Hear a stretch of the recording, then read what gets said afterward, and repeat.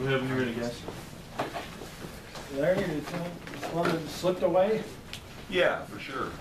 I mean, I thought we played the game offensively. We were pretty solid for about 3/4 of it. You know, we got a 13-point lead, 12-point lead with 12 minutes to go, and our big guys, if you look at shooting percentages, did exactly what we were looking for, high percentage, and we kind of went away from that late. You know, I think the big thing for us, we got to learn how to win.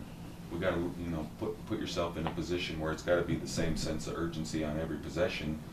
And I really thought a turning point in the game was when they were hitting shots and we came down and we kind of aborted the plan of throwing the ball inside. And we had 3 straight possessions where they weren't us shots. It was the only 3 that I really remember where I went, that's not the way we play. Right. And it was like we were going to take the world on our own shoulders and go beat them. And that's not how, we need to operate. So I was disappointed that we got out rebounded. We can live with the fact that they're smaller and they spread us out. I mean, they had one possession where their 5-man was 6'5". Right. And, we got to deal with that. But for them to have a 4 rebound advantage at the end of the night, we got a lot of work to do defensively and rebound-wise. And I think that Eberhard gives you like 6'6". Got all the key rebounds at the end too. Yeah, I mean, it comes. We talk about it all year so far. Is there are no little things. Everything we do in practice is for a reason, and we miss some free throws to possibly take the lead, and they go down and 1 second on the shot clock, and they got to hoist one up, and we can't secure that rebound when we know it's going to be shot. That's a little alarming to me that we can't get the rebound and move down the floor. Instead, we come down the floor down 1. With a lot of opportunities to stay in the ball game. Instead, they make both free throws, and then we need a 3. Then the pressure's kind of on. Were you happy with when it was 72-71? You got a couple of pretty good looks. Were you happy with the way the team executed? No, we executed, both of those plays well. They did a good job closing out on Glenn's first one and blocked the shot, and then I thought the end out of bounds play was well run again. And you hope with our team. We're going to be in some dogfights. I think we can execute down the end, but when we get that kind of margin, we can't put ourselves in that position. Some people probably thought Sacramento State, Big Sky, but I got the sense that you also knew from listening to you this week, they aren't bad. They're a pretty good team. They've got 4 returning starters. They knew what they wanted to do. We knew what they wanted to do. But again, I thought we just got away from it. You get a little comfortable when you have that lead, and we did a great job offensive transition, I thought, of getting down the floor, throwing it in the post, and good things happened. But you can't transition when you're taking it out of the net, and I thought we had a letdown defensively. But I told our fellas, I get a kick out of, I don't read a whole lot of the media stuff, no disrespect to you guys. I don't pay a whole lot of attention to it. But all of a sudden we're supposed to have this week schedule, preseason schedule, and there aren't a lot of Dukes on our schedule. I understand that. But we shouldn't ever be the favorite in the game. Our guys have to come out and play as though we're the underdog. We've been picked 12th, and it's a distant 12th. And to me, that's fine. I have no problem with it. But for anybody to say our preseason is soft and we've got this and that, I just hope our guys aren't reading it, because we need to come out with reckless abandon and play like the underdog, and make sure that we keep that kind of focus from start to finish. And we had a breakdown for the last 8 minutes of the game. It really hurts. They hit 10 3-pointers in the game. How much is that them being a good shooting team, and how much is that as lapse on defense on your part? No, I mean, there were a couple, when you bank in threes and things of that nature, there's not much you can do. But, I thought we got ourselves wound up a little bit, and some penetrations, and our closeouts were poor. We had a game plan to cover pick and roll, and we kept committing too many people to the paint to handle the pick and roll. They did a nice job of finding the open shooter, and we were too far to close out to it.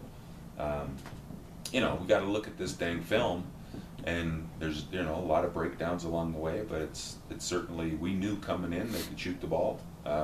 Had some solid guys on the perimeter that could shoot it, and they filled it up tonight. Jordan's second game. I'm sorry. What do you tell a freshman after his second game when he had a nice first game but kind of got in early foul trouble and struggled in this?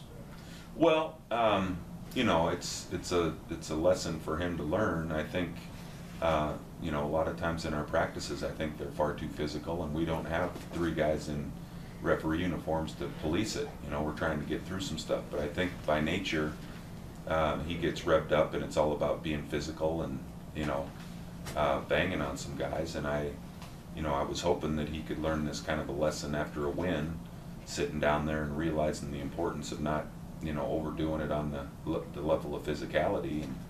And you know, this one hurts all of us to get him in early trouble for sure.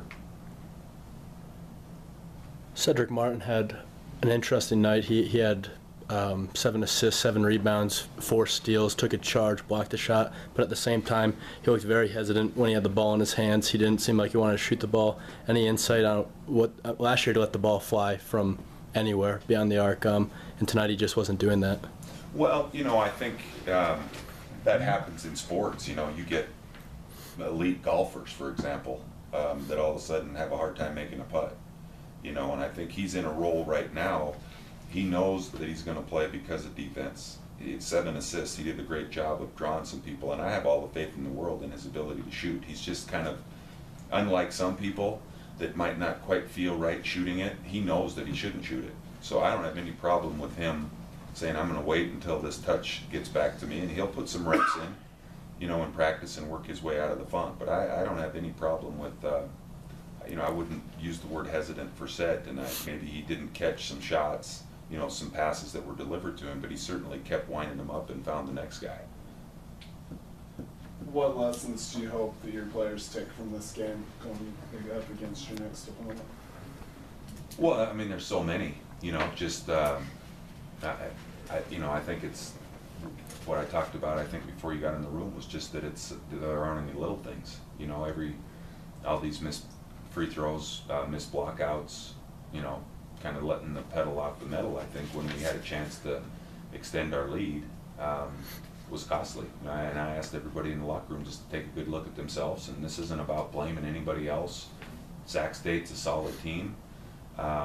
It's a letdown for us, but a lot of credit needs to go to them and their ability to stick with it. I mean, they were down in a position where a lot of teams would throw in the towel, and unfortunately we gave them some opportunities to gain some confidence. But there's probably 100 lessons that we could, you know, at the end of the day.